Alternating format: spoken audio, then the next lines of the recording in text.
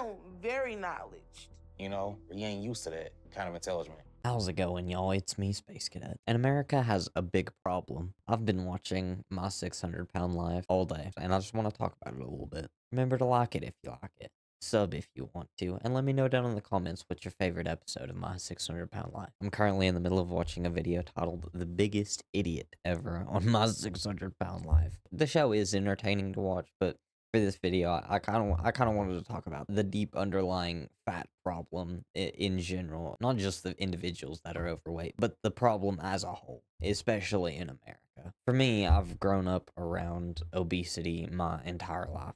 My parents are fat, my aunts and uncles are fat, my cousins are fat, and it's just become so normal here in America. It's normal for a 6-foot grown man to be over 300 pounds. Most of the time, people don't even look twice at him. It seems like it's almost encouraged to be bigger, especially down here in the South. It feels like we celebrate everything with food, and there's no single problem with every big problem like this. It's not one thing. It's all of the little things that add up. It's a bunch of problems that come together that allow us to come to this situation. I might not be a bigger person, but I would say I'm actually extremely lucky. I'd be a lot bigger than I am now if I didn't have a very fast metabolism, and I've become more and more grateful for that every day, because if not, I could have fell victim just as easily as anybody else. The fast food, the culture of always finishing what's on your plate, that was a real big one in my family. To this day, I still feel bad. I feel bad if I don't finish what I dish out for myself, even if it is way too much and I'm completely full. It literally hurts my stomach. If I continue to eat,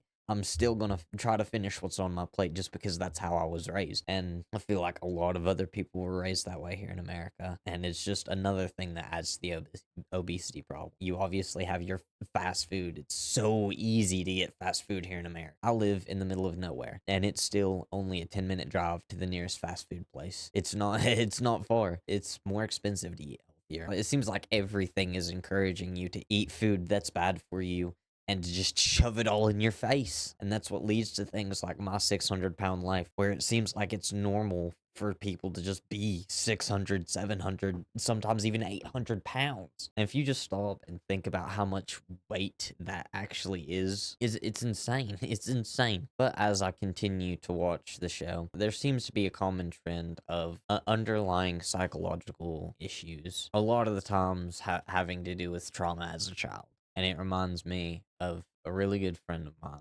I'm not going to name names. If by some chance you see this video, homie, you know who you are. But he didn't grow up in the best household. Oh, he's always been morbidly obese. I'm not going to put it lightly. He's always been fucking massive, which even further normalizes it when you're big at such a young age. When you're still in elementary school pushing 200 pounds, that's not normal.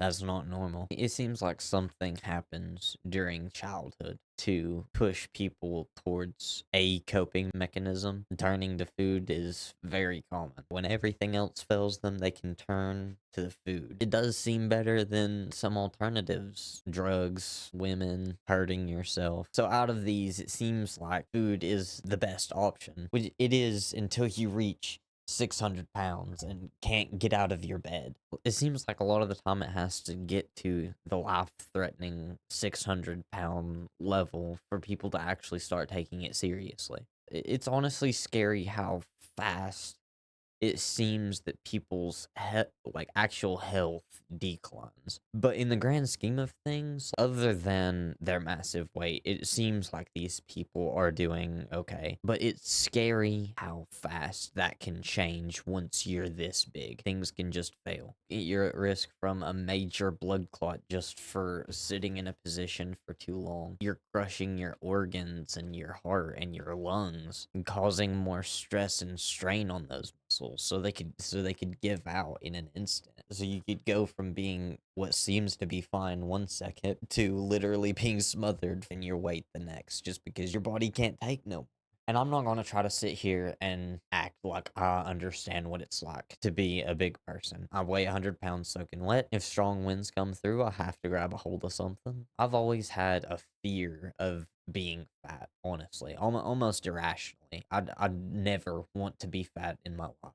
Yeah, I found some body size charts. Let's see if I can pull them up. Okay, I feel like I'm being lied to here. Is saying that this is 35% body fat and this is 35% body fat. It seems like something's not adding up here. If we're going by this chart, 35% body fat on a female and 20, I think that says 26% body fat on a male is what I would consider middle of the road. If you go one to the left, you can see that this guy's like pecs are like completely disappearing. They're fading into his stomach. His thighs are pretty much touching, and he's got a big old belly. But if you go one to the right, you can see this guy's pecs are very defined. It doesn't seem like his belly's jolting out on the sides. He might have a little beer gut. This guy might be an alcoholic. This is peak dad bod right here. It's interesting to see. Hopefully America can figure this out soon, because if not, we're all gonna end up like that scene from Wall-E. Don't they have a mental breakdown when they can't get back in their chair in that movie?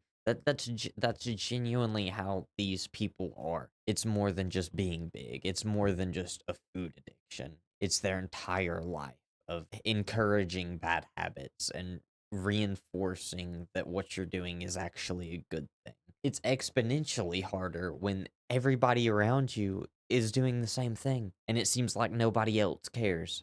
Another common misconception I saw on the show is people thinking that the gastric bypass surgery, I think is what they were doing, was a fix it switch for their problem. They weren't wanting to change their diet. They wasn't wanting to exercise. These people say that they want to change. And it really does seem that they want to change.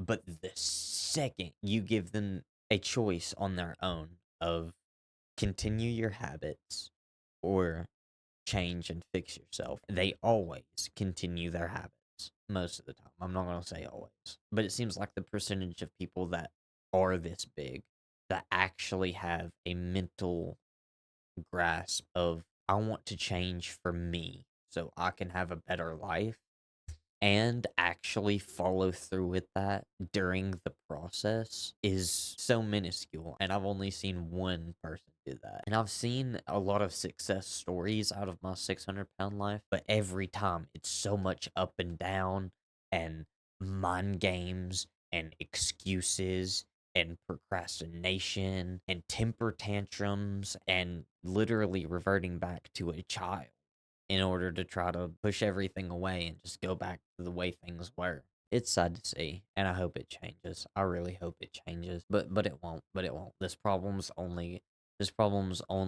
going to continue to get worse, especially as these tendencies get passed on from parents to children, and to grandchildren, and to great grandchildren.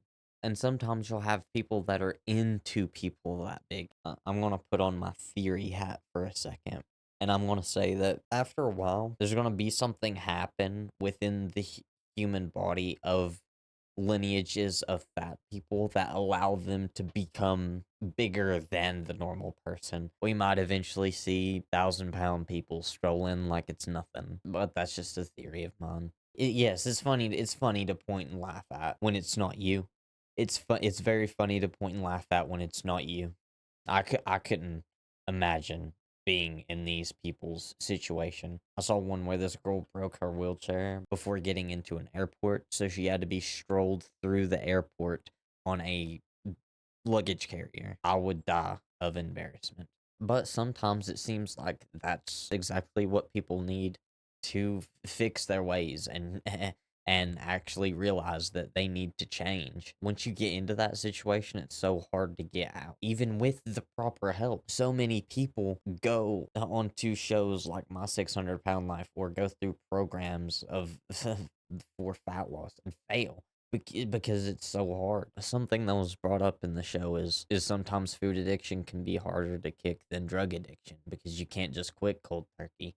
You can't just quit food. Try not to get fat, and if you are, please don't take your situation lightly. It can hurt your health a lot more than you think it can. But that about does it for me. Remember to like it if you liked it. Sub if you want to, and I'll see you in the next one.